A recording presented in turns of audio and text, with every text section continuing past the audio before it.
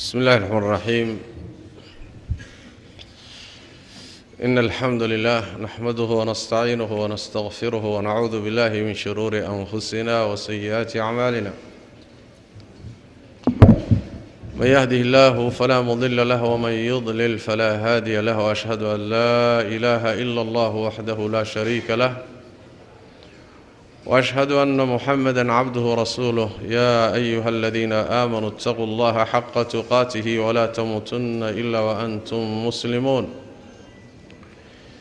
يا أيها الناس اتقوا ربكم الذي خلقكم من نفس واحدة وخلق منها زوجها وبث منهما رجالا كثيرا ونساء، واتقوا الله الذي تساءلون به والأرحام إن الله كان عليكم رقيبا. أما بعد، فإن أصدق الحديث كتاب الله، وخير الهدي هدي محمد صلى الله عليه وآله وسلم، وشر الأمور محدثاتها، وكل محدثة بدعة، وكل بدعة ضلالة، وكل ضلالة في النار. أيها الإخوة والأخوات، السلام عليكم ورحمة الله وبركاته. وفرحد وين وإلهي تبارك وتعالى لوغا مهد عليه kulankeenna caawa magaalada Boorama, wujuuhdan dhalinyarada u badan ee masaajidka soo buuxisay, rag iyo dumarba. Ilaahay waxaan weydiisanayaa tabaaraka wa tacaala in uu ina waafajiyo ikhlaaska wixii aan maqalana عمل فلكيسي انتفاع سيجيسا الله تبارك وتعالى وإنا وافجيه. معي النبي صلى الله عليه وسلم وحكد عيسان شري اللهم علمني ما ينفعني. إله واحد برتا وحي أنفعه. دعادي سي وحا كمدها اللهم إني أعوذ بك من علم لا ينفع. إلى وحن مغان كاغا أهي أقون إيا علمي أن وحبا أنفعي والروح أن وحبا كبدلين مركا وحي أن مقالو إلهي تبارك وتعالى يوحن برنبا إلهي بان ويدي سننا إنو نوافتشيو انتفاع السيجيسة إيا عمل فالكيس. موضوع السيدة الشيخ وشيء ويعاو إن شاء الله تعالى كلن كينا فقه الدعوة إلى الله تبارك وتعالى. دعوة وإلهي دينتي سين لفافية وخير كالفره حمانتنا للريبو وفريضة واجبة وواجب marna noqda waajib kifaa'i ah oo umada qaar kamid looga baahan yahay. haday ka wada tagtana khalad baa dhacaya, wala dambaabaya. hadii qaar kamid ah isu taagaanna dambigi waa ka dhacaya. marna waxay noqotaa fardu cayn oo marbay adiga gaar ahaan laazim kugu noqonaysa إن دين الله تبارك وتعالى الله فافيه وخيرك الله فافيه حمانتنا للريبه وأرين مهمة وأرين الله كتل مامي إن الليبان كينش سيد رب القرآن كينو الشيء ولتكن منكم أمة يدعون إلى الخير ويأمرون بالمعروف وينهون عن المنكر وأولئك هم المفلحون. كوح إن لين كهلوي كوح خير كدتك وياده وانا غفرته حمان تربت كوا أمبان الليباني بأليه تبارك وتعالى. ومدى النبي صلى الله عليه وسلم محمد يدعى ومدى هاي أقو خير بدنته خير كيدون وحو كتشراه إن إلهي رسالتي سحنبارتو أو أي فافيسو يفيديسو. سيد إلهي القرآن كينو الشيء كنتم خير أمة أخرجت للناس تأمرون بالمعروف وتنهون عن المنكر وتؤمنون بالله ومدلب بحيه الله الصاري أياد ugu khayr badantiin oo dadka loo saaray khayriyadu xagee ku jirtaa xaaladaad khayr ka leedihiin waa markaad wanaagga faraysaan xumaantana reebaysaan allana rumaynaysaan haddii taa la idinka waayo khayriyadiinu waa lumaysaa khayriyada ummadani waxay ku jirtaa marka inay u adeegto ilaahay diinkiisa tabaaraka wa tacaala saan ogsoonnahay walaalayaal ummadihii inaga horreeyey reer bani israa'iil oo kale nebi markuu dhinto nebi baa ka dambayn jiray rasuul baa gadaashii la soo diri jiray isagaa xilka qaadi jiray diinta faafinteeda isu taagi jiray laakiin ummadeenna ilaahay wuxuu qadaray tabaaraka wa tacaala hal rasuul ah oon laga dambaynin inay yeelato nebi maxamed markuu geeriyooday salawaatu rabbi wasalaamu calayh xilkii waxaa la wareegay ummaddiisa saxaabadii ugu horreysay baa xilkii la wareegtay ayagii baa diintii faafinteedii ka howlgalay mashriq iyo maqrib bay gaadhsiiyeen xilkii wuxuu ku wareegay taabiciintii oo saxaabada ardo u ahaa saasay ummaddu xilkii iyo mas-uuliyadda u kala dhaxashay ilaa innaga ay ina soo gaadhay mas-uuliyaddu marka innaga ina saaran tahay oo cid kaloo ilaahay u soo diraya ma jirtee innagaa la rabaa inaan diinta rabbi tabaaraka wa tacaala faafinno khayrka farno oo wanaaggana aan dadka ugu yeedhno wixii xumaan ahee ilaahay tabaaraka wa tacaala diinkiisa ku khaldanna in laga hortago oo la reebo sidii lagu yarayn lahaa ama lagu tirtiri lahaa lagu baabi'in lahaa badbaadada ummadduna sidaasuu ku jira ummaddan hadday ka tagto mas-uuliyadda ay dayacdo waxaa ka dhalanaya khaladka la samaynaya ee dadku qaarna ay samaynayaan qaarna ay ku fiirsanayaan qaar dembigii bay gelayaan oo cisyaankii bay gelayaan qaarna kama reebayaana way ku fiirsanayaan waxay keenaysaa halkaa cuquubada ka dhalata inay kulligood wada saamayso ay halaagto oo nabigeenna salawaatu rabbi wasalaamu calayh waa ka xadiidka saxiixa ku miithaaliyey dadka wanaagga faraya dadka ilaahay xuduuddiisa ku taagan iyo kuwa xuduudda tilaabayaay tusaale nabigu wuxuu ka bixiyey sal alayhi wasallam waxay la mid yihiin sidii dad doon wada fuulay oo kale doontu waa laba dabaq waa loo qori tuurtay qolo dabaqii hoosay qorigoodii u soo baxay oo heleen qolona dabaqii saray heleen doontii baa la fuulay kadibna doontii xadhig furatay badweynta dhexdeeda markay marayso qoladii dabaqa hoose ku jirtay waxay u baahdeen inay biyo helaan kadibna hoos biyo kama darsan karaane way fuuleenoo dabaqii koray tageen biyihii bay halkaa ka soo darsadeen qoladii dabaqa sare saarnayd ayaa waxay yidhaahdeen nimayo idinma ogolin inaadna dhibtaan oo biyahan aad meesha ka darsanaysaan waad nagu dhibteene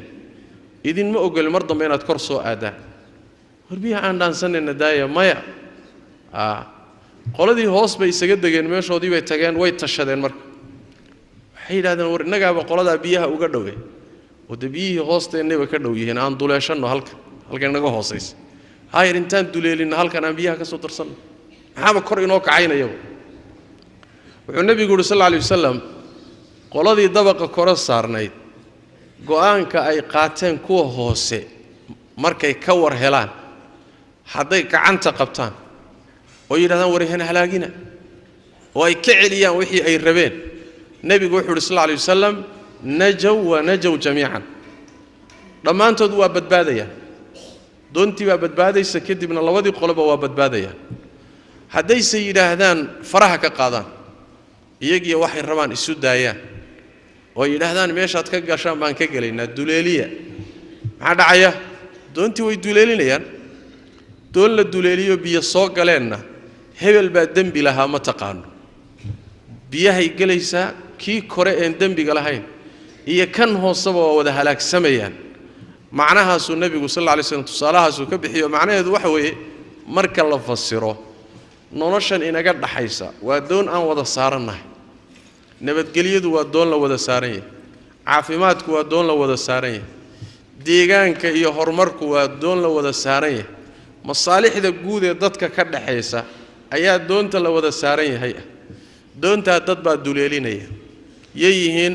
waa dadka dambiyada galayo ilaahay dambiga ka galaya way kuwaasi doontii bay duleelinayaan dadka kale hadayna gacanta qabanin oo war ka daaya dhihin oo ay faraha uga qaadaan cuquba rabbi baa iimaanaysa tabaaraka wa tacaala ciqaabtaasi markay timaadana kii dambiga galay ku ekaan mayse kulli dadka way wada saameyn wa rabbi tabaaraka wa tacaala quraanka inuu leeyahay wattaquu fitnatan la tusibanna alladhina zalamu minkum khassa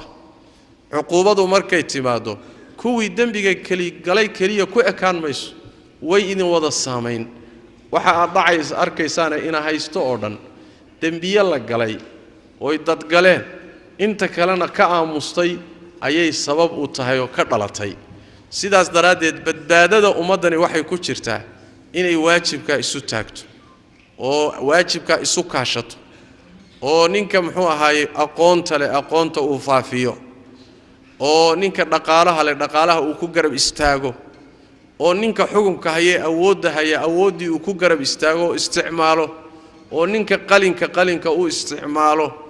oo hooyadu muxuu ahaay ay iyadana dowrkeedii kaalinteeda qaadato ummadani jiritaankeedu wuxuu ku xidhan yahay in ay xilkaasi isu kaashato oo ay ka wada shaqeyso markaasa ilaahay barakaynaya tabaaraka wa tacaala khayraad u furaya haddii kale dhibka ka dhasha gudaheeda burbur buu keenayaa kadibna wuxuu keenayaa inay cadowgeedii dibannaankana ay u jabto uu qabsado ayadiiba ay gacan shisheeye gasho ayaa ka dhalanaysa waa dhibaatada gudaha ka dhalatay ee la qaban waayey dabkaasaa hulaaqaya ilaa uu dalkii iyo muxuu ahay deegaankii iyo noloshii oo dhan dhibaato u geysto dacwadu marka innagaa ku noolo diinta rabbi oo dadka la gaadhsiiyo maslaxadeennaa ku jirta adduun iyo aakhiraba taa horta waa qodob muhiim ah inaan idinku baraarujiyo u baahan saas daraaddeed baa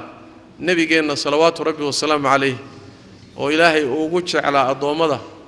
oo sayidulbashar ahaa shaqadiisii waxay ahayd inuu dadka khayrka ugu yeedho xumaantana ka reebo wadiifada iyo shaqadaasi marka wax ka fiican ma jiro wax la qabto oo kownka dhexdiisa ama dhulka korkiisa lagu qabto shaqada u fiican weey inaad noqoto adeege ilaahay diinkiisa u adeega tabaaraka wa tacaala wuxuu alla jecel yahay faafiya wuxuu rabbi neceb yahayna ka hortaga shaqo ka fiican oo la qabtaay ma ay jirto waa wadiifatul anbiyaa war rusul dadkii ilaahay uu jeclaa shaqadoodii weey qodobka haddaan inta kaga soo gudbo oo dacwada iyo ahmiyadeeda aan inta kaga baxo shay walba wuxuu leeyahay fiqhi buu leeyahay fiqhiga waxa laga wadaa in la fahmo oo jidkiisii saxda ahaa la mariyo oo aan si khaldan loo isticmaalin fiqhiga macnahaasa laga wadaa haddii aad shaygan jidkiisii gara mariso qaabkii loogu talagalay qaab aan ahaynna aad mariso markaasi yani fiqhigii buu garab marsan yahayoo markaa waa jid khaldan marka waxaa loo baahan yahay salaadu fiqhi bay u baahantay haddii fiqhigeeda aad la imaan dee salaadu ma saxmayso oo xajkii fiqhi buu u baahan yahay oo soonkii fiqhi buu u baahan yahay oo dacwadii fiqhi bay u baahantay oo siyaasadii fiqhi bay u baahantay oo qoyskii fiqhi buu u baahan yahay oo mujtamac iyo bulshadii fiqhi buu u baahan yahay shay kasta jid buu leeyahay in jidkiisa la mariyo u baahan yahay hadduu jidkiisa garab maro dhibaato weyn baa ka dhalanoo maslaxadii loogu talagalay markaa lagu gaadhi maayo dacwadaasi marka fiqhi bay leedahay dariiqa iyo qaabka diinta loo faafiyo ee mujtamaca muslimka dhexdiisa looga faafiyo ee kuwa kaloon muslim ahayn loo gaadhsiiyo oo loo soo islaamiyo dariiq bay leedahay jid bay leedahay jid loo maray leedahay jidkaasina wuxuu u baahan yahay barasho u baahan yahay faham buu u baahan yahay raadin buu u baahan yahay kadibna dabaqid iyo in lagu socdo u baahan yahay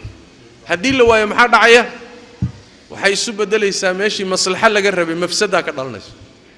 meeshii wanaag laga rabay xumaan baa ka soo baxaysa wixii la rabay lama gaadhayo markaa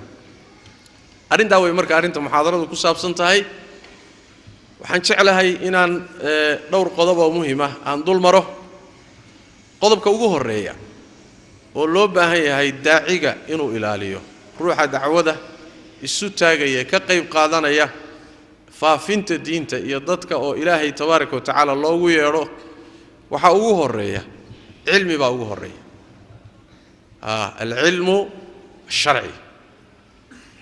ruuxu waxa uu faafinaya dadka u sheegaya waa inuu aqoon u leeyahay hadduusan aqoon u lahayn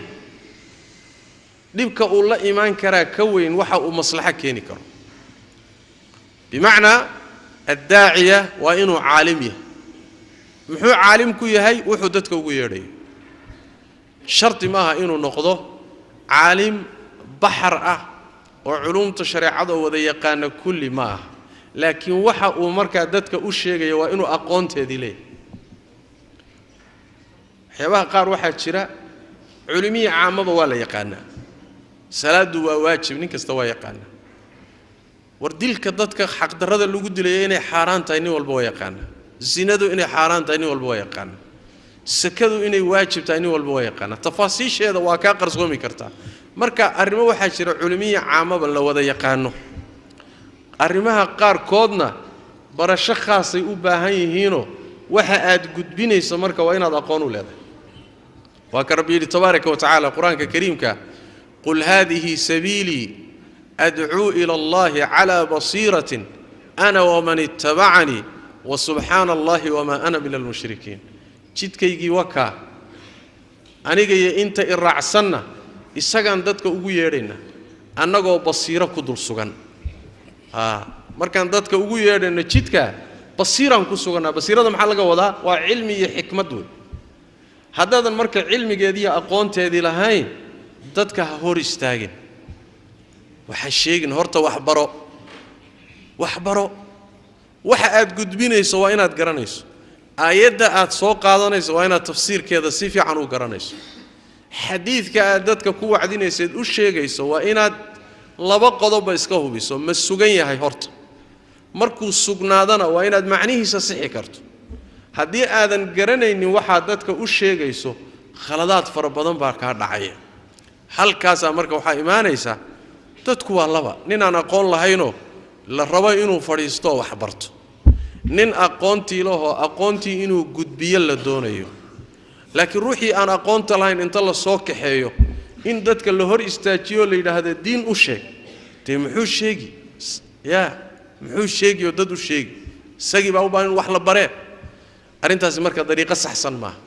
fiqiga ugu horeeyo wuxuu ka bilaabanayaa in diinta la barto saas daraadeed nabigeenu sallallahu alayhi wasallam xageebu wax ka bilaabay wuxuu wax ka bilaabay inuu dadka diinta baro huwa alladhi ba'atha fil ummiyina rasulan minhum yatlu alayhim ayatihi wa yuzakkihim wa yuallimuhum alkitaba wal hikma wuxuu ka bilaabay inuu dadka aayaadka ku dul akhriyo inuu dadka diinta baro inuu dadka diinta ku tarbiyeeyo shaqadii nabi maxamed wata salawaatu rabbi wa salaamu alayhi barida uu barayay ee uu dadka wax barayay ardadii ka soo baxday culimadii ka soo baxday markii dambena diinta faafisay oo adduunka gaarsiisay sidaas daraadeed awwal shay waxa laga maarmaan ah inuu daacigu yahay waxa uu dadka u yeeray inuu aqoonteeda leeyahay haddaadan aqoontii lahayn ha dhiiranin oo meel aan ku qaadi karin ha isku xiriirin oo shaqo aadan lahayn faraha la gelin inta aad kharibaysaa ka badan inta aad hagaajinayso waxaad arkaysaa nin baa dadka hor taagan aayad buu fasiraya mise aayadda nabarka ku dhacahay ee dhibka gaadhaya waad yaabaysaa aayadda jajabinta iyo tafsiirkeeda meeshuu marinay waad yaabi xadiis buu soo qaadanaya mise waaba mawduuc nabiga lagu been abuurtay sallallahu alayhi wasallam ma garanayo wax waa dhaif oo nabiga kama sugna salawaatu rabbi wa salaamu alayhi markaasuu dadka la hor taagay haddana kaaga darane markii la yiraahdo war ma sugna qaadan mahay nin baa wuxuu ii sheegay masaajid baa mid ka taagan baan arkay buu yiri caamaya oo dad wacdinay marka xadiis buu akhrinayaa buu markaas waxaan ku yiri buu warniyo xadiiskuna xadiis mawduuca weeyo nabi ka sugnay oo been abuurad ah markaas intaan u yeeray markuu ka baxay baan waxaan ku yiri buu warniyo xadiiskani nabiga sallallahu alayhi wasallam kama sugno waa been abuuraday haddaadan horay u aqoonin ha ku noqonin mar dambe waayahay buuhi wuu iga tegey maalin dambe aan waxaan arkay buuhi isla xadiidka laftiisii isagoo masaajid ka taagan oo haddana daliishana laftiisii u akhrinaya marka ka soo baxay baa waxaan ku odhi buuhi war maalintii hore soo kuma sheegin inuusan xadiis ahayn waxani maxaad nebiga ugu been abuuranaysa markaasuu wuxuu yidhi waan ka shuuraynayoo xadiisku inuu sugan yahay noo soo baxday walu fiirsaday ma xadiis baa shuurayn lagu sugaa oo daciifkiisa iyo saxiixiisa shuurayn lagu ogaada marka waxbaad kharibi hadiiba aadan aqoon lahayn waxaad halaynaysaa ka fara badan nabigeenu salawaatu rabbi wa salaamu alayhi muxuu yidhi ballighuu cannii walow aaya igaarsiiyo dadka waxaad iga gaarsiisaan hal aayadna ha noqotee wuxuun dadka iga gaarsiiyey maxaa laga dambaysiiyey intaa keliya xadiidku maaha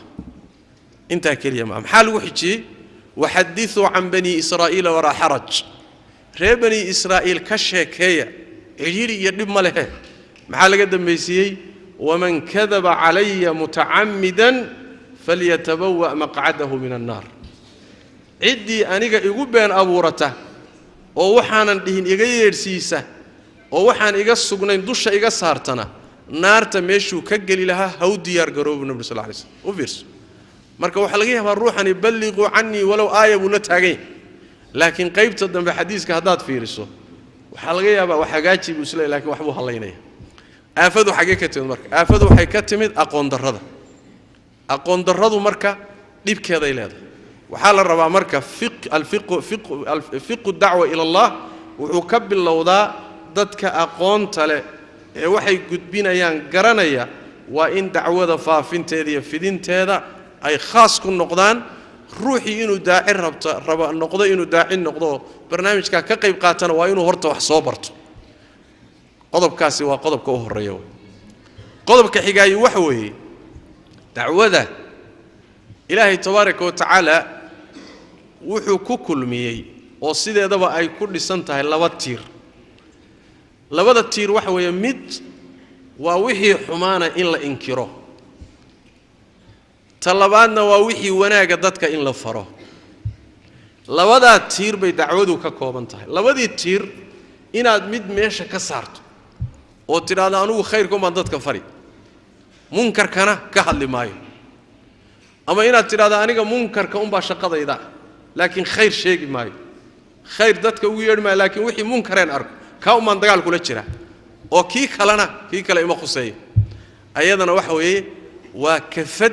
dheelisan waay labadan kafadood baa la rabaa inaad isu dheelitirto dacwadu waxa weeyaan inkaaru lmunkar iyo alamru bilmacruuf wanaagga inaad farto wixii khayra dadka ugu yeedho xumaantana aad inkirtood ka hortagto labada qodob in la isku wadaa la rabaa ilaahay tabaaraka wa tacaala labadooda waa la isku lamaaniyo aayaddii hadda aan akhriyayni kuntum khayra ummatin ukhrijat linnaas maxaa ka dambeeya ta'muruuna bilmacruuf watanhawna cani lmunkar waltakun minkum ummatun yadcuuna ila alkhayr waya'muruuna bilmacruuf وينهون عن المنكر والمؤمنون والمؤمنات بعضهم أولياء بعض يأمرون بالمعروف وينهون عن المنكر لوضع سوى إسوادان مرك وحي شراعة كو خلدان ودين كو خلدان ومجتمع كو أركتان وإنا ديدو تراد وروا خلدانت منكر كوحا أقوين شركة بدعادة waxaa ka mid ah yani dunuubta waaweyn iyo kuwa yar yarba munkaraadka inaad mujtamaca ka baraarujto tiraahdo war iska daaya war hala joojiyo macruufkana waxa uu weyn tawxiidka sunnada waajibaadka iyo faraa'ida diinta sunanka iyo mustahabbaadka waa wixii ilaahay jecel yahay tanna dadka inaad ku baraarujto farto tiraahdo wal hala sameeyo war hala la yimaado labadaasi haddii aad mid meesha ka saarto waa kafad dheelisan waana manhaj khaldan waana fiqigii dacwada iyo fahamkeedii oo meesha laga saaray wey dariiqooyinka qaar ka mid iyo ducaadda qaar ka mid ah masalada iyada ku khaldan oo waxay la noqotay dadka hadiiba munkarka laga reebo dadkii baa didaya falsafad waxay wax ku saleynayaan wardadka hadii la yiraahdo shirkiga iska daaye oo bidcada iska daaye oo dambiyadan iska daaye hadiiba dadka munkarka laga reebo dadkii waa cararayaan sidaas daraadeed munkarka la reebaya hal iska daayo dadka khayrka un haloo sheego dariiqadaas dariiqa saxsan ma dariiqada saxda wax weeyaan dadka xumaantana hal laga baraarujiyo wixii khayr iyo wanaagana hal la faro labadaasi way isku lamaan yihiin ninkii kala qaadana dariiqa waa ka dhacsan qodobkaasina waa qodob kale qodobka xigay waxa weeye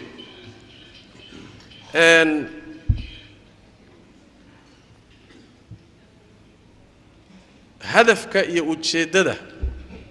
dacwada laga leeyahay waa inaad fahanto gaayada dacwadu waa ilaahay raali gelintiisa marka laga yimaadana waa inay dacwadu samayso fardi saalix ruux wanaagsan kadibna ay hagaajiso qoys wanaagsan kadibna ay uga gudubto mujtamac wanaagsan kadibna ay uga gudubto dawlad wanaagsan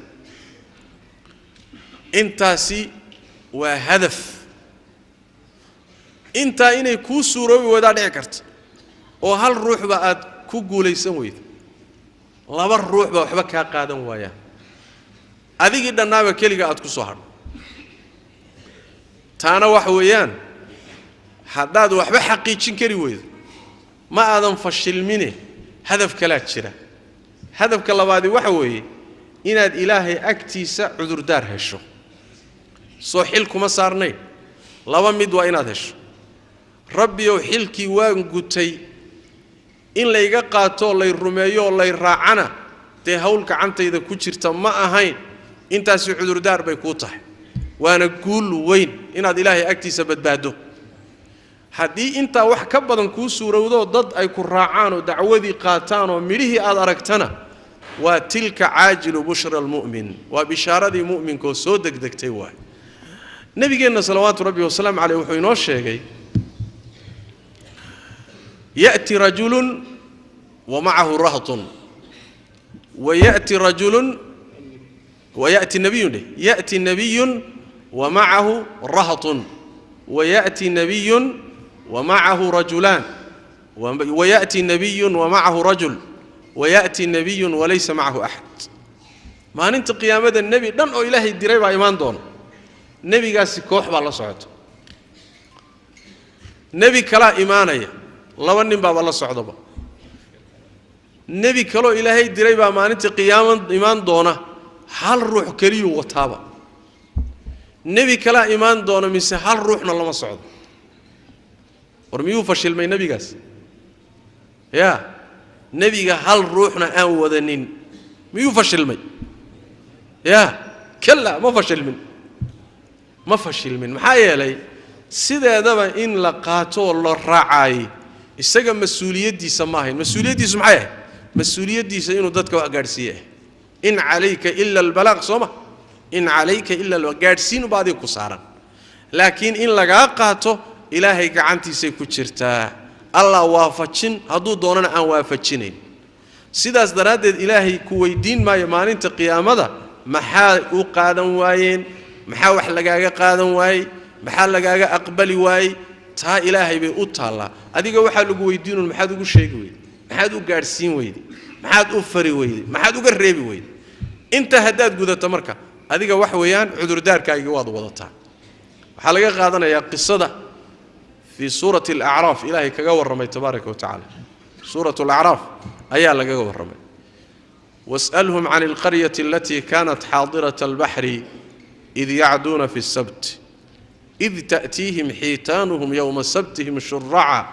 ويوم لا يسبتون لا تأتيهم كذلك نبلوهم بما كانوا يفسقون وإذ قالت أمة منهم لم تعظون قوما الله مهلكهم أو معذبهم عذابا شديدا قالوا معذرة إلى ربكم ولعلهم يتقون وحي أهي الدقمو ريبني إسرائيل أهي أهي مرك إلهي تبارك وتعالى وحكر بي ما لنت السبت ده ملايقة هدبانينا الليل بطا فرحك قادة ملايقة داي جيبي مرك أوحي لديستين كوح كم إذا دادكي مقالة الدقنا ayaa u xeeladaystay inay sabtida malayga dabtaan malayga ama kalluunka malay malaga ma yaqaan meeshan miya ya kalluun de marka dad kalluun taqana sheekh malay ma yaqaan malay ama kalluun de kalluunkii bay u xeeladaysteen sabtidii bay shabakada dhigteen markaasay axadii la baxeen war maxaad u jabiseen ilaahay amarkiisa ta anagu ma anaga muxuu ahay sabti wax dabanay anaga waxaan dabanay muxuu ahay axad baan dabanay dheen oo la baxnay koox halka xeeladaasay galeen koox kalena waxay yiraahdeen warnimay waa khaldantiina khaladka joojiye way ka reebeen way u diideen koox saddexaadna waxay yiraahdeen war kuwani kuwa wax idinka dhageysanaya meehe habaar qabayaal weeyaan waxba idinka aqbali maayaan iska daaya maxaad isugu lugeynaysan hal baabiye iska dhaaf saddex qolay u qaybsameen qoladii marka la yiri war isaga aamusay khayrka faraysay xumaanta ka reebaysay waxay ku cudur daarteen waxaan wax ugu sheegaynaa wax uga reebaynaa laba sababood midka lawa ujeeda mid baan leenahay macdiratan ila rabbikum inaan rabbi u cudur daarano oo rabbi maalinta qiyaamada markaan u tagno na la yiraahdo war maxaad u qaban weydeen inaanu jawaabno dhahno rabbiyo waan ka qabanno cudur daar noo noqoto annaga inaan baxsano oo ilaahay agtiisa waxaan ku fakan lahayn inaan helno qodobka labaad waxa weeye wala'allahum yattaquun inay baqaan oo ilaahay ka baqaan oo qaataanna waa suroobi kartaa ilaa lagama quuste ya inay wax naga qaataanna waa suroobi kartaa oo wax yaani wax weeyaan mustaxiila ma waa wax dhici kara inay naga qaataan haddaysan naga qaadan waayaan guul darro ma aho te ilaahay agtiisaan cudur daar ka helayna labada mid way marka adigu dadku inay wax ka qaataan iyo inaad ilaahay agtiisa cudur daar ka hesho labada mid bay noqonaysaa ha u qaadanin marka haddii wax ku raacaba aad weydo inaad fashilan tahay ha u qaadanin haddii lagu maqliba waayaba in aad muxuu ahay midho la'aan tahay waxaa loo baahan yahay inaad fahansan tahay xilkan ilaahay ku saaray haddii lagaa yeelana waa khayr iyo siyaado waxaaga wax lagugu darweey haddii wax kaa yeela aad weydana waad guulaysatay dariiqa ku dhimo oo halkaa hay guul darro ma tiida waad ku guulaysatay fahamkaasina wuxuu ka mid yahay dacwada ee fiqhigeeda la'allahum yattaquuna iyaduna waxay tilmaamaysaa sideedaba dadka aad wax u sheegayso ee aad diinta u sheegayso in ay wax ka aqbalaan ha ka quusanin ha ka rajo go'in ya marnaba rajadaadu yeeno xumaanin si kasta haddii lagula dagaalamo oo si kasta lagu naco oo si kasta lagu cadaadiyo ha u qaadanin marnaba ha fahmin waa khalad inaad fahanto in dadkani ay khayr laawayaal yihiin oo quusato markaas ma jirto dadkan ilaahay baa quluubtooda gacanta ku haya ilaahay baana tabaaraka wa tacaala quluubtooda rogroga siduu doonana ka yeeli adiga waxa guul ku ah adigoo dariiqii haya inaad geeriyooto taasaa guul ku ah taas marka waxa weeyadana waa qodob muhiim ah oo kamida fiqhu dacwa ila Allah tabaaraka wa tacaala maanta waxa liibaan weyna waxa liibaan aad iyo aad u weyna ducaada iyo dacwada midhihii oo maanta muuqda Soomaalida dacwadeedii iyo saxwadeedii iyo baraarugeedu waqti aan fogeyn buu bilowday raggii bilaabay baa wali nool haddana maca dalika midhahan cajabta badan baa ka soo baxay dumarka Soomaalidu ma xijaabnaan jirin xijaabkan magaalooyinkii wada gaadhay ayaa ka soo baxay masaajidaad arkaysaan ee dhalinyarada meel laga kala fadhiista lalaayah dhowr oday baa ku tukan jiray dhowr oday baa ku tukan jiray bal waxaan aniga garanayaa aan xusuusnahay dhalinyaraan ahay dhalinyarada tukata waa la dacaayadin jiray oo anagoo xataa xishoonaan garanayaa oo salaada ka xishoon oo nala dacaayadeeyo oo la yiraahdo muxuu ahaayay say biyo ugu wadeen buu maxanahay biyo bahalkii ka qoyay oo ka jilcay oo bahal dacaayada faraxna laga qaado on dhuumano waan garanayaa ilaan shaarici iyo mujtamaci wixii baa laga haysta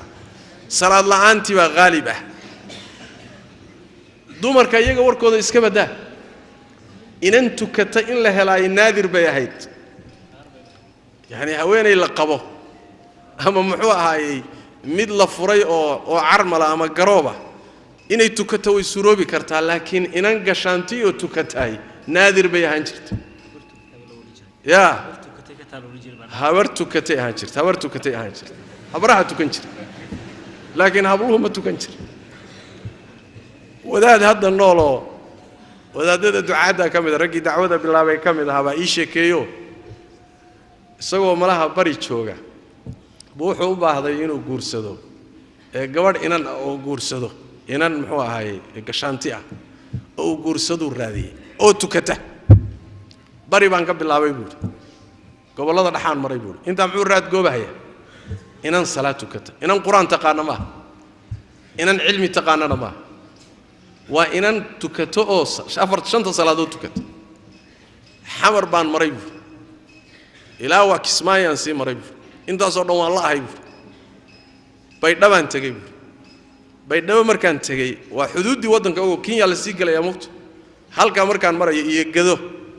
oo aan ku soo bixi waayay buur inan tukata ayaan markii waxa isku qanciyay buur wartaa heli meyside bal inan uu aabaheed sheekh yahay oo guri culimo uu ka soo jeeda bal raadi markaasaa idhi buur waa tanaasulay moogtahay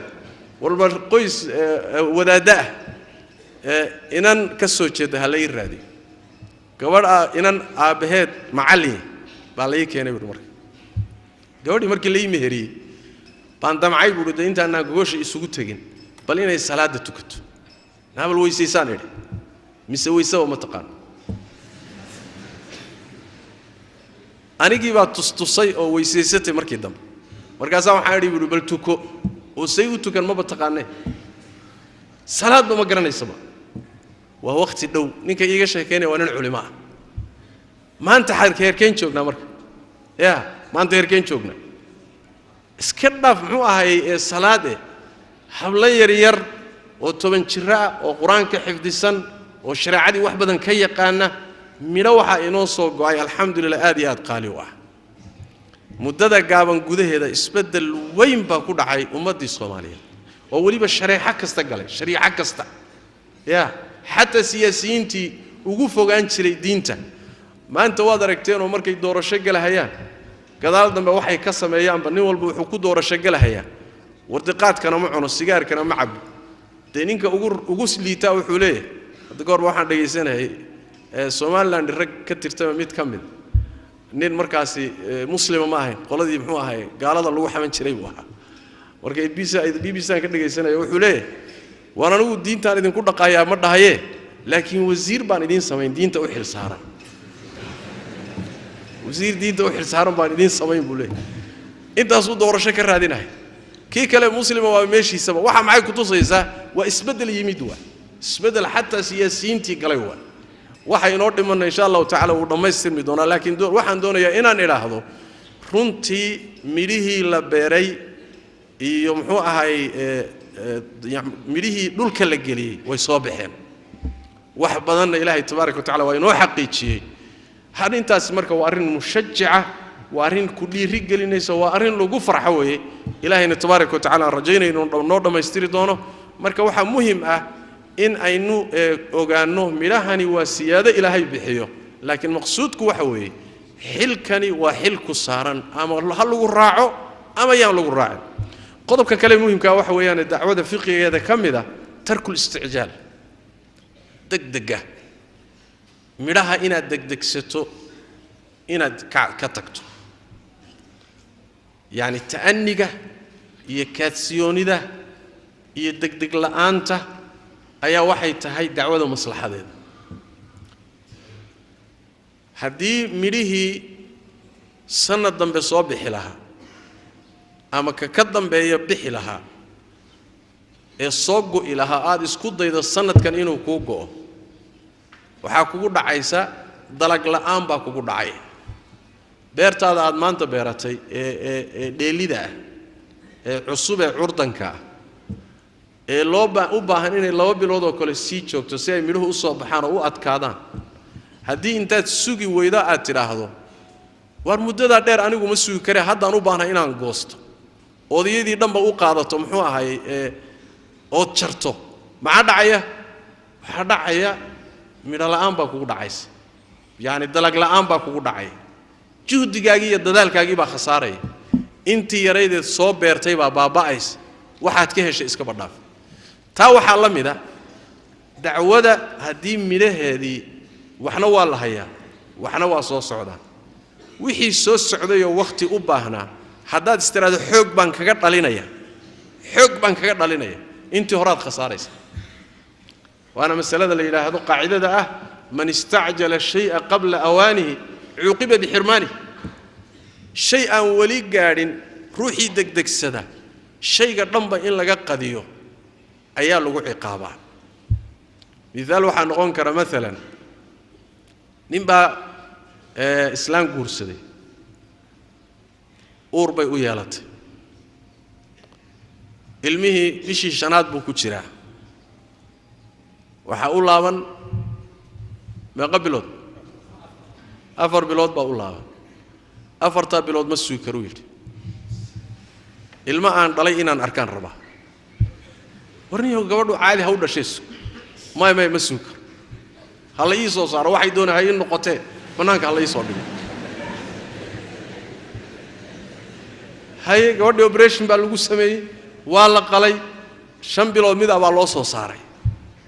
maxaa dhacay markaa macruur baa u soo baxday uma soo bixin ilma inay u soo baxaan iska dhaaf horta kii uu soo yahay 4 bilood 4 bilood horta ku heli waa kow oo uu iska laqmiyay waa mid labaad ku kale inuu meesha galana gabadhu horta inay bogsootay u baahanta ilaan gabadhi lafteeda dhaawac oo la qalay Soomaa waxay u baahantay inay bogsooto markay bogsooto kadib muddo ka soo wareegto uur labaad inay qaaday u baahanta 4 bilood kaliya sug baa laga kari waayay imsu sugi hadda ya soo sanado iyo bilo kala ma waa saas waay wixii hadaad isku daydo inaad waqtigiisii ka soo hormariso sunan rabbaani ah jira oo wax walba loogu talagalay ilmaha muddo qaata dalaga iyo beertu waqti bay qaadataa dacwadu waqti bay qaadataa waqti shay walba midhihiisu inay soo go'aan waqti buu leeyahay hadaadan waqtigiisii sugin oo tiraahdo haddaan goosanahaya intii horaad khasaaraysa saas daraadeed ba waxay tahay in la sugo loo sabro oo loo adkaysto oodan laacin waxaadan wali gaadhin inaadan laacin nabigeena salawaatu rabbi wa salaamu alayhi kama fi sahih al-bukhari ayaa maalmaha kamida isagoo kacbada hooskeeda nabigu intuu macawistiisa la laabay barkan ayaa nin u yimid saxaabadii kamid khabbab ibn arat markaas wuxuu yiri ya rasuulallah ala tad'u allah lana ala tastansiru lana ala tara ma nahnu fihi rasuulka ilaahay waxana haysta Soomaaliyeed waa maka waa cadaabayn waa rafaadsan soo dhibaatadan haysata maad ilaahay noo barid oo kaalmo noo weydiis oo dhibkan inaan ka baxno maad ilaahay noo weydiis markaas uu nabigu wuxuu sallallahu alayhi wasallam wuxuu yiri madihi idin ka horeeyay ruux baa la keeni jiray Allah soo qabanaya waa dadkii ahlul iimaanka ah way markii la soo qabto ayaa minshaar madaxa bartamihiisa laga saaraya waa lagu kirkiraya laba qaybood baa loo kala goynaya sidaasuu ku dhimanaya isagoon diintiisii ka noqonin mid kale la soo qabanaya markaas inta la soo qaato bir sida fargeetadoo kala ah baa jirkiisa isagoo nool oo xay ah baa jirkiisa loogu shanlaynaya lafihii iyo seedihii iyo xididadii iyo hilibkii dhaxdooda saa loo marinaya waa loogu shanlaynaya waa ruux nool ogow sida loogu wada lagu dilaya diintiisana kama hor istaagi jirin nabi sallallahu alayhi wasallam sidaasay ahlul iimaanku soo mareen markaas nabigu wuxuu sallallahu alayhi wasallam ilaahay baan ku dhaartay arrinkan waa diintane alla uu dhameystiri doonaa ilaa intuu ruuxu ka soo baxo Hadramaut uu yimaado meeshuu rabo uu yimaado ilaa Madiina uu yimaado isagoo waxba ka baqaynin dhulka uu maro Allahumma Allah ilaahay uu ka baqayo iyo arigiisa uu uga baqayayda mooyee wax kale isagoo ka baqaynin bay gaari doontaa diintani say u dhamaystirmi doonto markaasaa nabigu wuxuu sallallahu alayhi wasallam walakinakum tastacjiluun waad sidegdegaysaan buu nabigu sallallahu alayhi wasallam waad degdegaysaan midhuhu waqtigooda imaan doonaan suga nabi maxamed salawaatu rabbi wa salaamu alayhi markuu dacwada ka bilaabay magaalada maka muddo joogay muddada uu joogay wixii dhib la mariyay wixii saxaabadiisa la ciqaabay wixii la qaxiyo dhulkooda ay ka carareen ay soo aadeen ardul habasha ka laabteen oo haddana qaxlawaad soo qaxeen haddana madiina u qaxeen wixii dhib la mariyay intaas oo dhan ilaahay tabaaraka wa tacaala wuxuu awooday hal habeen inuu kala tuuru heli karo hal habeen inuu wax u istaajiyo heli karo laakiin maxaa la barayaa dariiqan waa dariiq rabbaani waa dariiq sunna rabbaani away in laga maro waa laga maarmaan magaalada madiina yimid wixii loogaaba ku qabsaday wala isugu tagay dhinac kasta la isaga yimid gaala soo weerartay cidhiiri baa la galay mar dambe ayaa awood iyo nabiga sallallahu alayhi wasallam khaasatan dagaalkii ahzaab wixii ka dambeeyay ayaa nabigu wuxuu sallallahu alayhi wasallam al'aana naqzuhum wala yaghzuna hadda wixii ka dambeeyay inaga ku duulayna leenugu soo duuli maayo waa dagaalkii ahzaab wixii ka dambeeyay intaas oo dhan waa la kadeednaa oo mar yani wax weey la isciqaabayo iyo mar cabsi iyo argagax iyo duljoog iyo dagaal lagu jiray akhiirana markii dambe dacwadu waa guuleysatay oo dawlad baa u dhalatay oo wata caalamka gaadhay macnaha waxa loo baahan yahay marka inaan la degdegin maanta saxwada iyo baraaruga caalamka islaami ka jiraayay aafaadka haysta waxa kamid ah degdeg dacwadii iyadoo barakaysan oo socoto ummadii diinta qaadanayaan oo baranayaan oo isbedel ku socdo baa waxaad arkaysaa yani waxa la qaadayaa tilaabo aan waqtigeedii la gaadhin ama siyaasad baa dacwadii madaxa loo gelinaya kadibna dibdhac weyn baa ku imaanaya ama ma ahe dagaal iyo waxayna wali gaadhin oo awoodiisa baa madaxa loo gelinaya markaas waxay ka qaadaysaa inay dibdhac weyn ay aad iyo aad dib ugu dhacdo waxay u baahan tahay marka tilaabada la qaadayo inay noqoto tilaabo xikmadaysan kolba waxaad haysatay inaad ku xisaabtanto waxaadan gaari karin inaadan laacin waa xikmad weyn oo loo baahan yahay fiqh dacwa ay kamid tahay in lagu dadaalo insha Allah ta'ala waxa kamid ah fiqh dacwa waxa kamid ah arrimaha in la ilaalo u baahan waxa la yiraahdaa dacwadu at-tatawwu' wat-ta'awun in la ismaqlo oo la iskaashado oo dacwada lagu kala dambeeyo oo dacwadu nidaam yeelato oo midka da'da loogu tixgeliyo oo midka aqoonta leh aqoontiisa lagaga dambeeyo oo muxuu ahay ay kala dambeyn yeelato ruux walba takhasuskiisa xagee bay aqoontiisu jirtaa mid baa 80 jir ah oo 50 sano dacwada ku soo dhex jiray isyaanu leeyahay dadka intooda kale waa ka isyaanaysan in lagu tixgeliyo u baahan mid baa caalim ah mid baa dhalinyaro oo xamaasaysan oo muxuu ahay shalay wax fahmay wixii dacwadii hadayna kala dambeyn yeelanin oo inaan ismaqal yeelanin oo shuuro iyo wada tashi yeelanin dacwadaasi fawda galaysa kadibna iyada isburburinaysa iyada iscunaysa dadkeedii baa la isku salidayeen saas daraadeed baa nabigeenu salawaatu rabbi wa salaamu alayhi markuu diray Abu Musa al-Ash'ari iyo Mu'aad ibn Jabal Yaman markuu u diray nabigu sallallahu alayhi wasallam fariintu la faray amray waxa kamid aha muxuu ahay wa tatawaa wala takhtalifa abu nabi sallallahu alayhi wasallam tatawaa ismaqla kala dambeeya hana iskhilaafin abu nabi sallallahu alayhi wasallam hana iskhilaafin nabiyullaahi Musa alayhi wa ala nabiyina salatu wassalam iyo nabi Harun laba nabi bay ahaayeen haddana laba nabi ha ahaadeene xagga hoggaanka reer bani Israa'iil kumayna sinayn nabi Musa alayhi wa ala nabiyina salatu wassalam ba asal aha nabi Harunna wuu raacsana laakiin hoggaanka waxa waday nabi Musa waday waa laba nabi ogow haddana hawsha waa ku kala dambeeyeen reer bani Israa'iil markuu ka tago nabi Musa oo muhiimad aado yuu kaga tagay xilka kaga tagay way iskaashanayeen oo way isgarabsanayeen cudud buu u ahaa sida quraanka kariimka tilmaamay laakiin inay isgarab yaacaan ma jirin isgarab yaac ma jirin dacwadii nabigeena salawaatu rabbi wa salaamu alayhi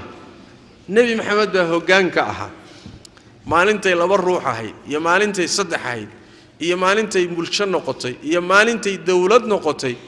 ilaa maalintii nabigu ka tagay sallallahu alayhi wasallam ee saxaabadu uga dambeeyeen dacwo kala dambayn leh oo nidaam leh oo odayaal leh oo hoggaan leh oo wada tashi leh dacwo fawda amaalin ay maalmaha kamida ma noqon maanta wad ogtihiino dacwadan cadawgeeda badan baraaruga muslimiinta waa laga horjeedaa inay diintooda fahmaan waa laga horjeedaa intaas oo quwadood baa ka horjeedo on rabin haddii ayna dadka dacwada wada iska warhaynin oo kala dambayn lahayn ayaga dhexdooda laga shaqayn oo la isku salidi wadaadkii masaajidkan joogay iyo kii masaajidka joogay baa maalinta dambe qoorta isugu jira laan iskama warhayaan dad wada tashadana ma waxa fudud marka si fudud in madaxa la isu galiyo si fudud in qoorta la isu galiyo laakiin dad wada isog wada tashada oo wada socda oo muxuu isku barnaamij haday yihiin in la soo dhax galo ma fududa dacwadu marka wada socod taawun bay u baahantay Allah tabaaraka wa ta'ala wuxuu wa taawanu ala albirri wat taqwa wanaaga iyo samafalka iyo khayrka isu kaashada nabi maxamed sallallahu rabbi wa sallam alayhi saddex ruux haday safar galaan oo socoto yihiin wuxuu yiri mid kamid ah amiir ha ka dhigtaan saddex ruux oo socota maxay u baahan yihiin waxay u baahan yihiin waa dad wada socdo wax ka dhaxeeyaan cid taladooda haya oo laga amar qaato war xageen degnaa saacadeen degnaa goormaan soconnaa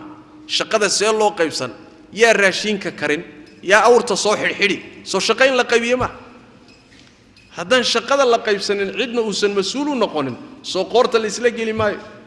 marka dambana soo ka dhixi mayso adeer jidka inoo kala saaro xagga qaad aduna xagga qaad ma wada socon karnay sooma u fiirsan nabiga sallallahu alayhi wasallam waa asghar jamaa wa يعني جماعة ugu yar saddex ruux amiir baa loo sameeyay inta waxaba ka daranba quraanka kariimka jamaa waxa ugu yar laba ruux aqallu aljamaa ithnan jamaa laba ruux baa ugu yar nin iyo xaaskiis oo wali caruur xataa ayna dhalin oo ku soo biirin ayay shariicadu nidaam u sameysay iyo kala dambayn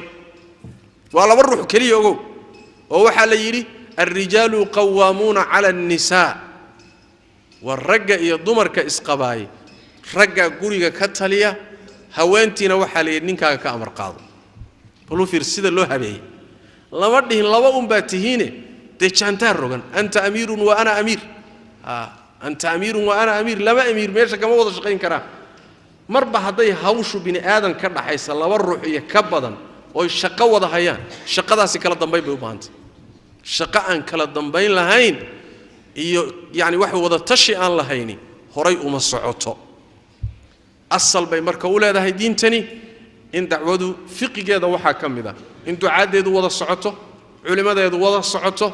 daa'irteedu ka dambayso sidaasi lagu mina dhaliyo khilaafka laga ilaaliyo la ismaqlo ruuxii horeeyay oo siyaanada lahaa oo asbiqiyada lahaa asbiqiyadiisa lagu ixtiraamo waa ka quraanka kariimka rabbi noo tilmaamay tabaaraka wa tacaala saxaabadii nabiga sallallahu alayhi wasallam waa ka alla yiri tabaaraka wa tacaala la yastawi minkum man anfaqa min qabl al-fath wa qatal ulaika a'zamu darajatan min alladhina anfaqu min ba'du wa qatalu soomahay yani dadkii intaan la furanin maka xilligii islaamku xiriiriga ku jiray dadkii rumeeyay oo iimaanka qaatay oo wax bixiyay iyo markii maka la furtay kadib dadkii dib ka soo islaamay ma sinna sabeen u sinay xilli adag oo aad u adag oo dadka iimaanka yar yihiin ninkii intuu diinta soo galay garab istaagay oo xaalad adag soo maray iyo markay baraadhay oo fiday oo xoogaysatay nin soo galay isku mid ma wax kasta hadaad la timaadana ma gaari kartid waa kii nabigu lahaa salawaatu rabbi wa salaamu alayhi markay abdurrahmaan ibn awf iyo isku dhaceen ninkii la dhihi jiray khalid soomay ha abdurrahmaan ibn awf oo saabiqiintii hore ah iyo khalid ibn walid oo bacda sulh al-hudaybiyah soo islaamay ba isku yar dhacay markaasaa nabigu wuxuu sallallahu alayhi wasallam saxaabadayda iidaaya mid idin kamid ah haduu bixiyo mid iyaga kamid ah buurta Uhud waxaan u jeedaa mid idinka mid ah hadduu buurta Uhud bixiyo ma gaari karo wax yar oo mid iyaga ka mid uu la baxay markaas nabigu wuxuu sallallahu alayhi wasallam war saxaabadayda ma ii deynaysaa yuu ku wada hadalka Khalid baa lagu wada Khalid waa saxaabi laakiin markay Abdurrahman ibn Auf iyo joogan ragii saabiqiinta aha Khalid markaa waa laga xigaa nabiga sallallahu alayhi wasallam nabigu wuxuu leeyahay saxaabadayda ii daay bal Umar iyo markay isku dhaceen Abu Bakr as-Siddiq Umar iyo Abu Bakr baa wax dhex mareen xogaa way isku yar xanaaqeen Abu Bakr baa nabiga u tagay sallallahu alayhi wasallam Umar baa ka daba tagay nabigu wuxuu sallallahu alayhi wasallam war saaxiibkay ii daay markay Abu Bakr iyo Umar noqoto Abu Bakr baa saaxiib ah Soma lana waa ka horeeyay Abu Bakr yani Umar oo gaal ah ayuu Abu Bakr diintan soo garab istaago wax u soo qabtay Umar ma gaari karo marka soo jeed Abdurrahman ibn Auf iyo ragii saabiqiinta waxay nabiga soo garab istaageen oo dacwadan soo garab istaageen Khalid oo gaalnimo ku dagaalamay dib uu ka soo islaamay ma gaari kara marka sidaas daraadii waa inay dacwadani kala dambeyn yeelato ixtiraamkeeda yeelato asbiqiyadeeda yeelato nin walba wuxuu galay iyo wuxuu guday iyo wuxuu qabtay lagu ixtiraamo way laakiin fawdadani dibkeeda ilaa wiil yaro muxuu ahay 15 jir ah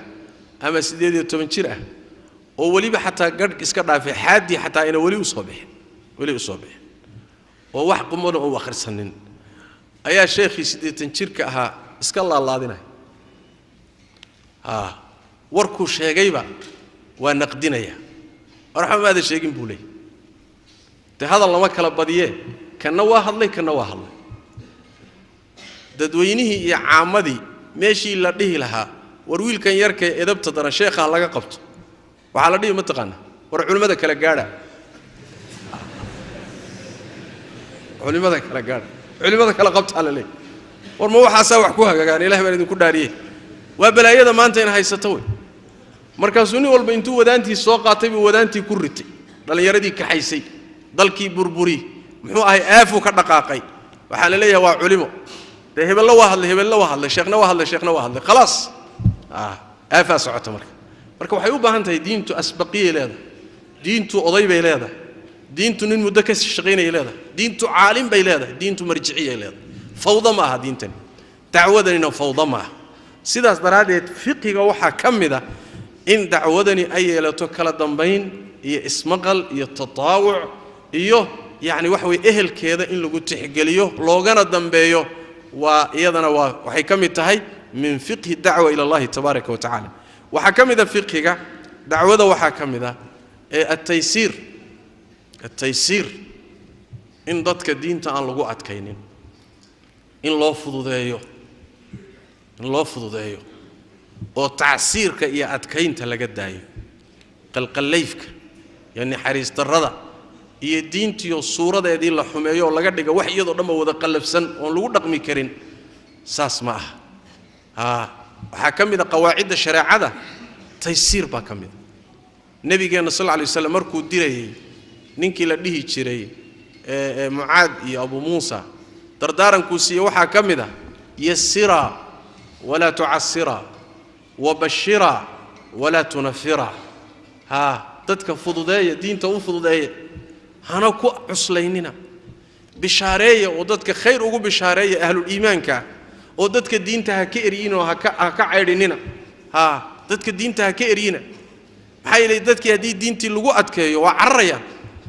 cararaya adiguna fataan baad noqonaysaa dadka duruuftooda waa inay diintu la socoto waxay qaadi karaan waa in la saaro waxaynan xamili karin waa inaan la saarin waa in duruuftooda la tixgeliyo u baahanta nabigeena sallallahu alayhi wasallam waa ki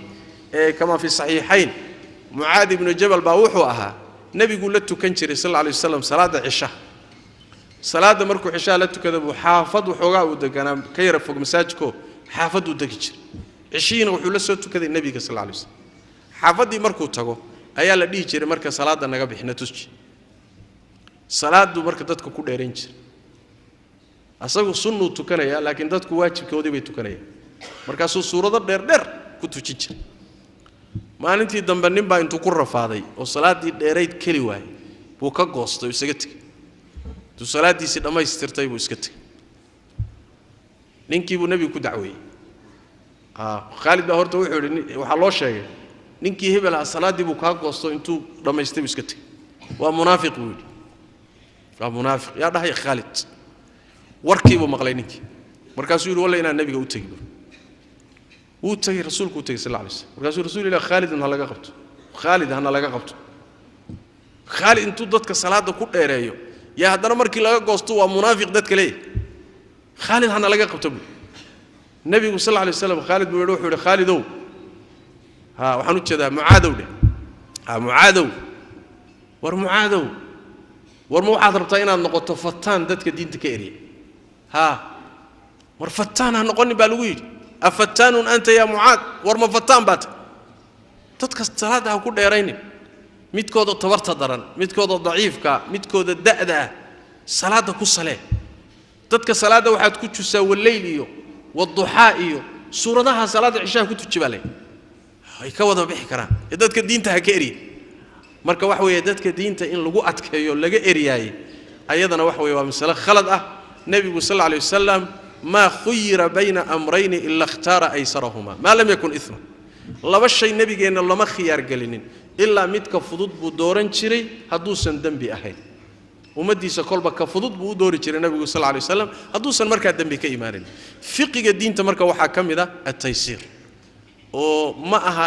diintani sida dad badani u fahmaan dadka qaar kood u fahansan yihiin adkaynta iyo qalayfka ma aha yaani wax way shaqnigi dacwada ma fiqhigi dacwadana ma yaani dagaal iyo afxumo iyo aflagaada iyo qalafsanaan iyo muxuu ahay ma dadkan wixii ay xamili karaan marka hatta haday waxyaaba qaar kood ka diidaan waxbay ka ogolaanayaan hatta haday wax ka diidaan waxbay ka ogolaanayaan qolaas oo islaantay qabiil reer Quraysh Araba soo islaamay markaasay nabiga sallallahu alayhi wasallam sharti waxay kula galeen waan islaamayna bay dheh laakiin laba salaadood bas aan tukanayna salaadu soo shan ma saddex ma tukanayna dheh laba kaliya aan tukanayna ma soo islaamna way soo islaamalay laba u soo tukanaysa soo islaam way soo islaameen nabigu sallallahu alayhi wasallam wuxuu yiri marba haday soo islaamaan saddexda kalena way tukan doonaan nin khamro wata ku yimid markaas wuxuu ku sheekh aniga khamrada ma deynahaye ma islaama khamrada nala dhaaf hadaa tiraado adoo khamra cabay diinta gali meesida ama khamrada daa soo islaamde taysir way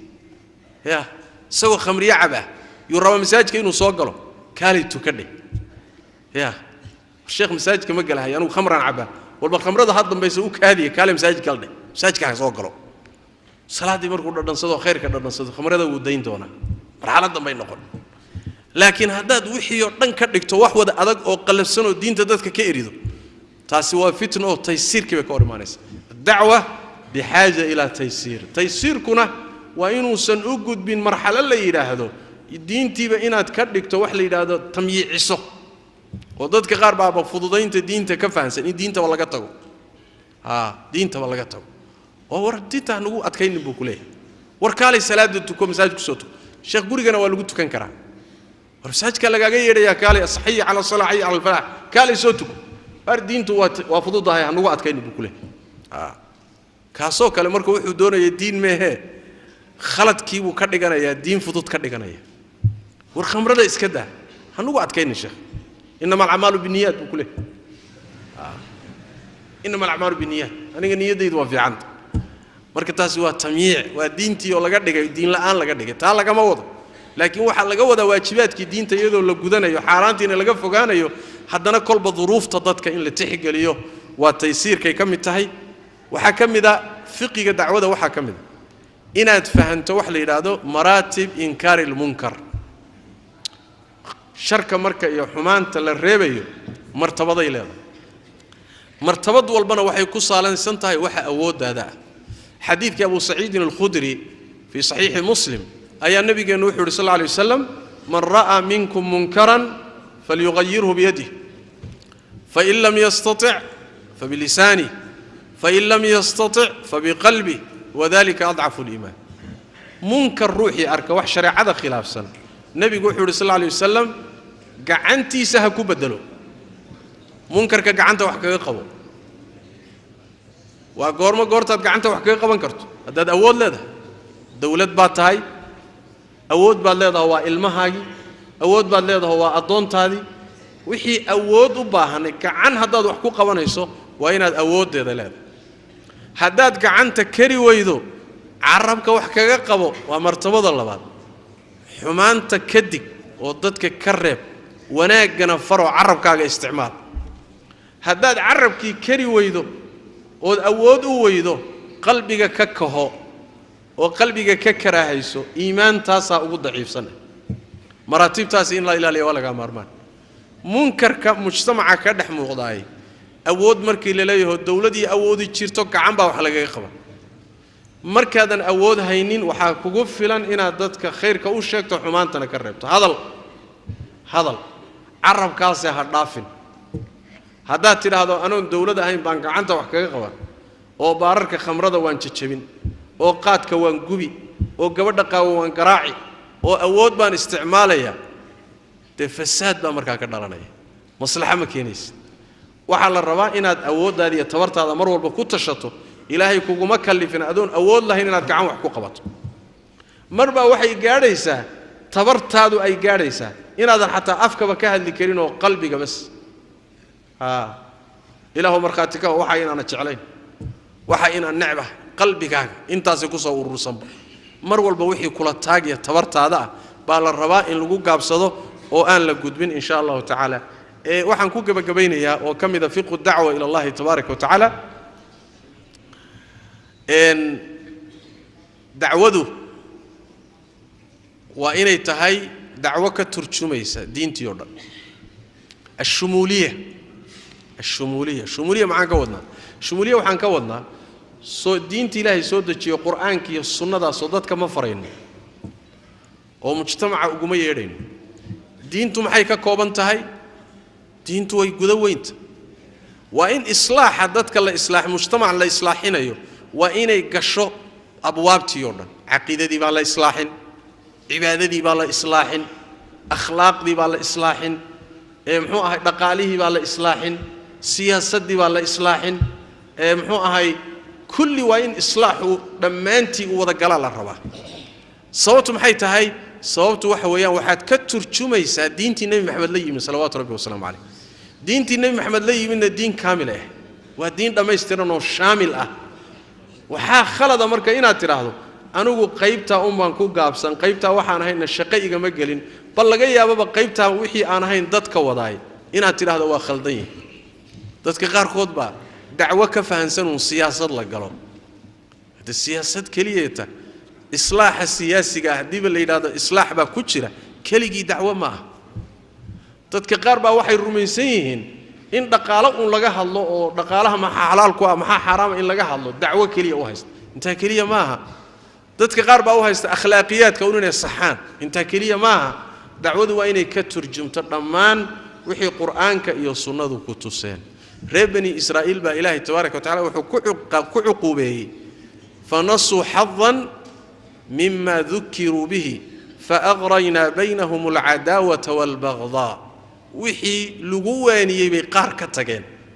قارنا واقاتين قارنا واكتجين markay qaar ka tageen ba ilaahay wuxuu ku cuquubay in dhaxdooda cadaawad la dhigo marka dacwadu waa inay ka turjumayso shumuuliyadii islaamka waa inay ka turjumayso hadda maxaa ku suuroobi kara maxaa la hormarin maxaa la dambaysiin waa mas'ala kale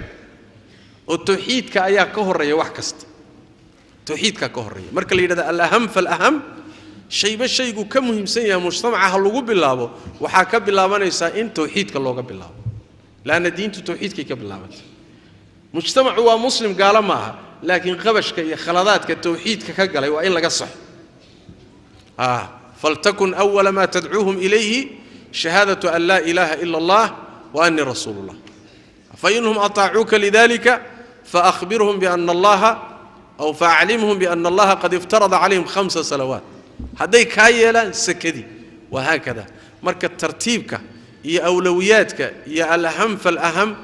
فالمهم إن لقوك له هرمري ومشهد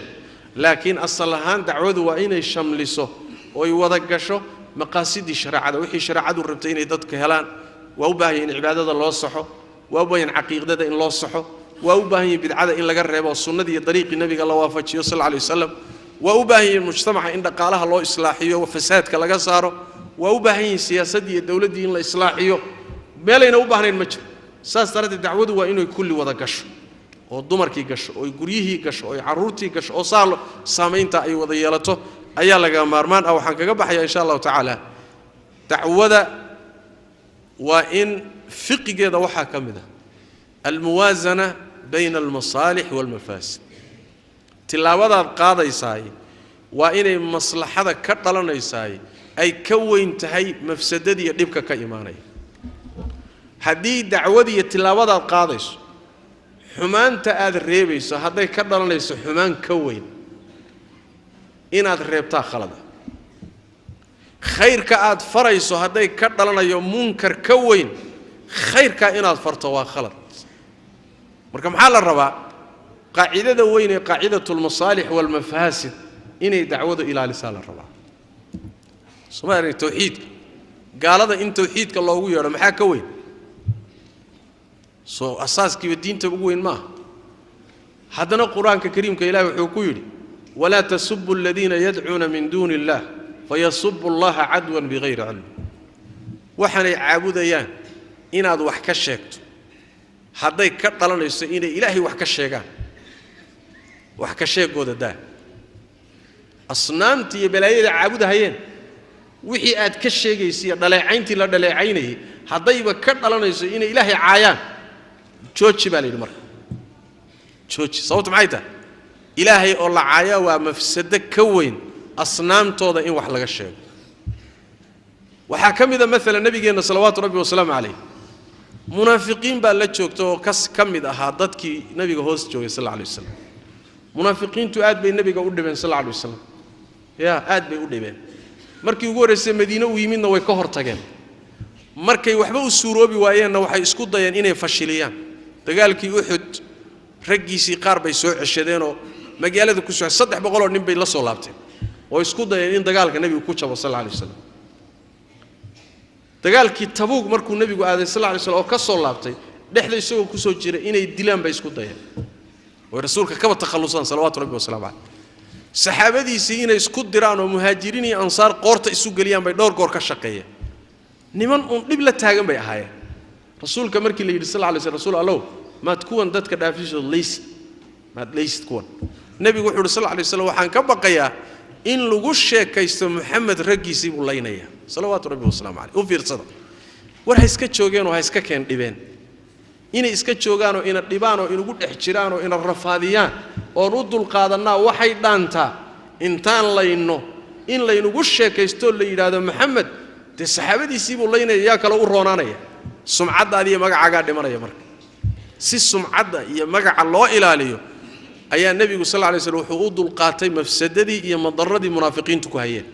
صوتهم حيت هاي وحلق جهر تجي يا مفسدك كلتو كدرا أو دعوة السمعة يدون الدمتاع تاسع كدرا مركا إن مآلات كلا فيري وروح محا كذا لنكره محا دباتك إيمان كره محا مصلحة كذا لنكره ليسوا ميزان مركا هم ليسوا ميزان وحيالا فربضن النبي كيستاجي صلى الله عليه وسلم وحيالا فربضن وكتشوك سدي بأشرة وحيالا فربضن قاعدة اسمي لا بدن النبي كتل ما صلى الله عليه وسلم وقتها قابن مركلنا إن شاء الله تعالى ولا جيابا إنه كهذا الله موضوع عاسي موضوع كلته إنه كتابنه لكن أصل كوحويان إن لفيريو قاعدة أيضا الإمام شيخ الإسلام ابن تيمية عليه رحمة الله وحلا إلى هذا واجي أي تتارك عالم الإسلامي قبصدين أو بغداد قبصدين أو مسلمين تلايين أو وبياش بغداد مراي أي بالكامل ديك سعدين ديك سيدو تلمام أيو ابن كثير عليه رحمة الله ملايين مسلمين تيدك ديك ودرين ابن تيمية أرددي سو الله الصعدة أيا وحي صومرين نمن تتارة وميل خمرك وعبيه أرددي الشيخ أمرك وحي تمحين إنا يلهنا والخمرة دا إسكداي ويكربان الشيخ وايد وردايها عبان إنا قداي الشيخ دتك خمرة أنك قوانا وردايها عبان ومحاد عاي تخمرة هداد كعلسان وخمرة دايان وصوم يرسدان سوديجي مسلمين تكسو ميرسن مايان واللين مايان ها طيب خمرة لعب يديك مسلم اللي قوم يرسدو كيرون يا warninka khamradiisa cab balaayo ka weyn buu ku kici haddii muxuu ahaay aad khamrada ka qabato مثلا waxaa dhacaysa مثلا hadda kaba soo qaad dadkan qaadka ku jidbaysan khamrada cabba iska faasiqiinta waxa uu iska daldalahay ku maqan haddii waxoogaagii intaan ka joojino haddaan ka joojino aan hubno inay jidka gali doonaan oo dadka layn doonaan oo wax dhici doonaan ya khamradooda aanu daynayna si kale hal looga daaweeyo oo xilli kale hal la soo laakiin maadaama ay ka dhalanaysaa inay dhiig taadiyaan oo duurka galaan oo nabadgeliyada khalkhal galiyaan way isdhaantaay laba mafsado weeye tanaroon dacwadu marka waxay u baahantahay inaad fahanso tilaabadaad qaadayso war maxaa dhib ka iimaan kara maxaa dheef ka iimaan kara inaad isu miisaanto oo haddii mafsadadu ay raajix noqoto tilaabada qaadayso waa xaraan hadday maslaxadu raajix noqotona tilaabadaad qaadayso markaas ay saxto sidaas daraadeed qaacidadana in la ilaaliyo الموازنة بين المصالح والمفاسد دعوة مركا الله فافينيو مآلات كم حاكا دلن كلا واحد سمينيسو ايضا ان الاليه ولا غامرمان ويفربدنتا مركا فقه الدعوه iyo qodobadiisa waqtigiiba insha Allah ta'ala gaadhay ama dhaafayba intaasan insha Allah ta'ala ku gabagabeynaya ilaahay tabaaraka wa ta'ala waxaan weydiisanaynaa inuu khaatimada inoo hagaajiyo diintana inuu sugo ilaahayna tabaaraka wa ta'ala dadka diintiisa u adeegaya ilaahay inuu daro tabaaraka wa ta'ala إلهنا تبارك وتعالى جندي ساينو كل مية عذاب كان الله ينجح حفظيه جزاكم الله خير وبارك فيكم والسلام عليكم ورحمة الله وبركاته. محمد عبد عمر خير الجزاء على هذه الكلمة الطيبة المباركة بإذن الله وأسأل الله سبحانه وتعالى أن ينفع بها الجميع. ولا الأسئلة وعدد رؤوسكم عبد الوهاب الاختصار كاس وحكوها يا درس هذه فربضن مركز الشيخ وحنا كما هو جوابي كرام وحي وقصر عن تيضا لو سؤالات أيام شيخ ويدين دونا جزاه الله خير سؤال شكوات ولكن يقول لي هاي شيخ وان سلامي علماء دوردن وكان قادني waxaan weydiinayaa waxaan arday dhigta jaamacada Amuud qaybta caafimaadka waxaan isla dhiganaa rag iyo dumar marmarka qaarkood waxaa la noo dhigaa casharo dareenka kicinaya sidaas isku xajisaana ayaa diyaad u adag tahay waxaan ka shaqeeyaa oo kamid ah ardayda dacwada ka shaqeysa مركز الشيخ محاد يقول نصيحة لها بسم الله الرحمن الرحيم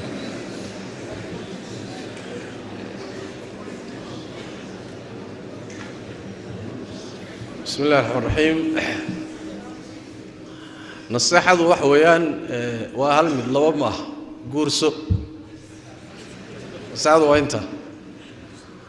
النبي صلى الله عليه وسلم صومره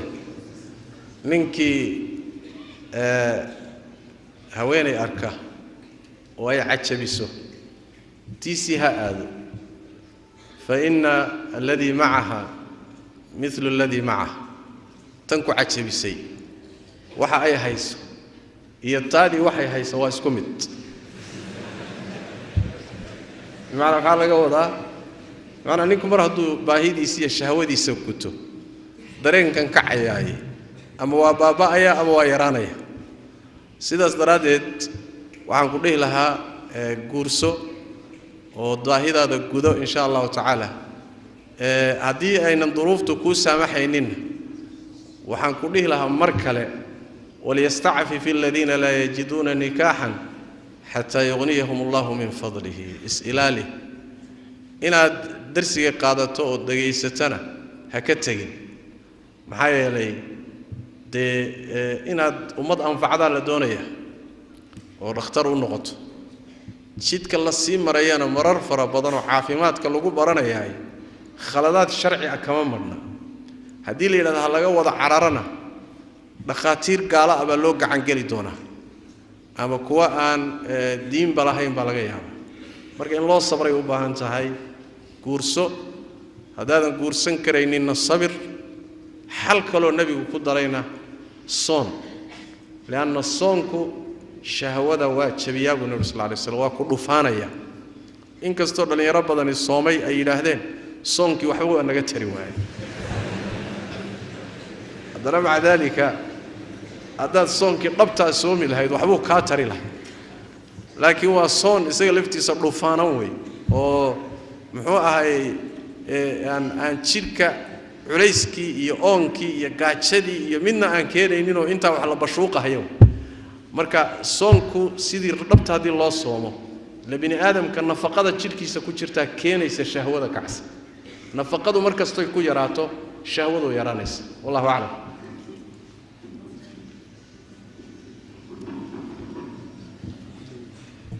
bismillahirrahmanirrahim jazakallahu khair شيخ جوابك قومنا قيمة بدن إلهي سبحانه وتعالى كقبله سؤال هذا فرق بدني لكن حولا قوة بضحك كابا صوب هذا حولا قوي لو ده جلسة فرد كده مركاني كمولا كل يا هاي أتانا ركوب مدة كيسكو قرحنا يا معاي تحكم كإسلام كميا كقبتامي كسيدا يا محسمية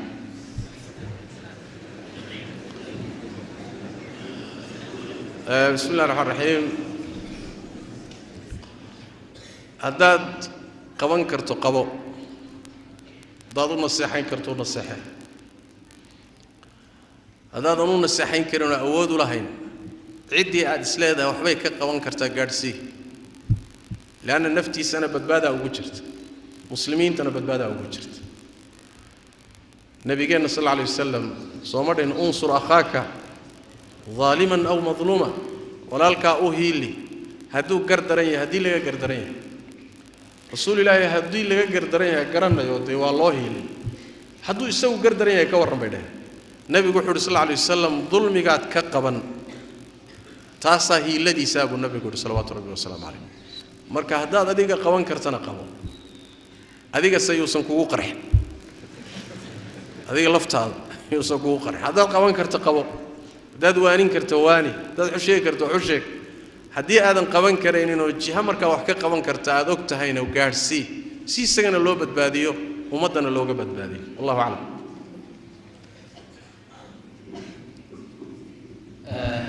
jazakallahu khair sheekha jawaabtaas ilaahay subhanahu wa ta'ala baraka wal mariyo masaladan qaarkood waxaad moodaa inay مسائل مقررين وشيخ والبلويديو أو ربما لا رأي الشيخ مسألة ذاك قبو إلا ويديو مركا سائل كنقول يا كل هو قرنا يا بن ملا لكن وحرا الشيخ أنا ينسوا جوابتي سمقله قبل حيد كله قرآن كا مية يقرن كرتا يمس جربا مقشل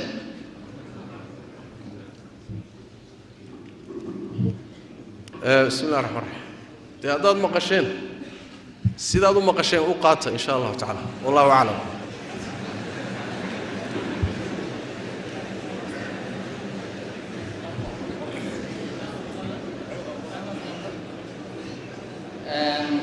جزاه الله خير وأسلاس صاد مقشين وقاطع معايا الشيخ ودوح عصوبة ويدين كان يقول جديد وهذا الصوت يا بشر وأنت وراء المقشين مركا طبعا مسألة السنوات وقتين إلى مقالات وثارة الوطن تاعي سؤالها يخدك وذا قاعد كرام لكن سؤال شن أيضا نفني قابا مسوق بقبيلي إن شاء الله تعالى وحلايا يسائل كني شيخ وحا صومالي لكو بضتي دكسية دي قرآن كا أو لقد دكتي دكسي عيدما دا لقد قرآن wiilasha tartanka quraanka u sareeya waxa loo qoraa wuxuu waasida isagu qoray saa'ilka xaq u leeyahay waa inaan sheegno ashabaab ama kuwa isqarxiya maxaad kula talin lahayd sheekh dhalinyarada bismillaahi rahmaani rahiim horta mid sax ma anoon idinla joogin baan garanayaa inay saxayn in dugsiyada quraanka la yiraahdo ciidamada laga diraa masaladaas masala sax ma arrintaasina waa arrin khalad ah lagana yaabo in loogu marmarsoodo dugsiyada qur'aanka in sabab looga dhigto dugsiyada qur'aanku waa dugsiyo qur'aan macallimiintuna waa macallimiin qur'aan laakiin mid khaldan lagama waayo sida mujtamaca mid khaldan oo macallin mid iskuul dhiga iyo mid jaamacad dhiga iyo mid banaanka taagan iyo mid ganacsada iyo mid siyaasi oo khaldan ba lama waayo haddana lama camimo lama yiraahdo siyaasiyiinta waxa sameeyay ganacsatada waxa sameeyay masaajida waxa sameeyay masaajiday ku tukadaan kuwa badan oo khariban oo takfiir ah oo dadka gaalaysiinahay oo in layna laayaba qabo layna qarxiyo masaajidkay ku tukanayaan طيب masaajidii baa la galay baynu dhahayn sax ma cibaaradaasi cibaaro sax ma inta badanna waxa dariica iyo sabab looga dhigtaa in dugsiyada la galo marka quraanku waa inuu karaamadiisa yeesho macallimiintu karaamadooda yeeshaan aan lagu xad gudbin waayo taa waa qodobka labaad waxa weey si guud ama ha noqdo masjid ama ha noqdo dugsi ama ha noqdo shaaric daa'irta muslimka ah waxaan doonayaa inaan idhaahdo afkaarta khaldan iska ilaaliya afkaarta khaldan oo khariban oo shaatiga diineed qabta oo magaca jihaad xambaarsan oo ummadii diinteedii iyo dacwadeedii iyo culimadeedii iyo xoolaheedii iyo suuqeedii iyo masaajideedii midna aanu aabayeelaynin marnaba waxaasi jihaadna ma noqon karo diinna ma noqon karo waxa la yaab leh oo aad wax loola yaabaa diinta 15 jirku uu arkay 8 jirka caalimkana uu arki waayay balidinka warrama 20 jir 15 jir bay diintaasi u daahirtay 8 jirkii caalimka ahaa 60 sanana diintan marna baranayay marna ka shaqeynayayna way u daahiri weyday warbal idinku googaalahaas fura hal xidhaalo way cajab badan waa mid kale jannada waxa iga yaabisay 40 jirku uusan raadsaneyn ee 15 jirku raadsanahay 40 jir isqarxinay waligiin maartay 40 jirku janno mar roomiya 40 jirka waa jannada iyo aakhiradoonka kaga badan maxaa 40 jirku isu qarxin waayo oo 15 jirku isu qarxinay